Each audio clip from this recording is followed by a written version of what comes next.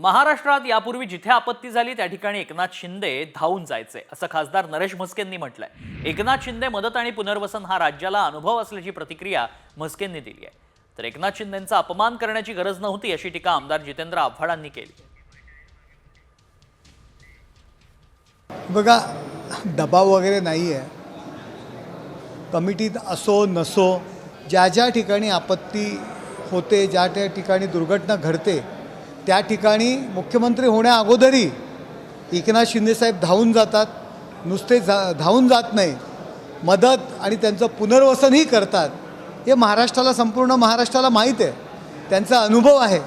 तुम्हाला मी सांगतो की NDRFच्या धर्तीवरती त्यांच्या पुढाकाराने आज आम्ही ठाण्यामध्ये TDRF सारखं पथक तयार केलेलं आहे की ते NDRFच्या जोडीने काम करतं। आपत्ती व्यवस्थापनाची समिती जाहीर होते, एकनाथ शिंदेंचं नाव बाजूला काढलं जातं, समिती जाहीर होते आणि आता परत त्यांचं नाव घेतलं जातं। ते माजी मुख्यमंत्री आहेत। एकनाथ शिंदे हा विषय बाजूला ठेवूया, मला त्यांच्याबद्दल काही हे नाही, ठीक आहे।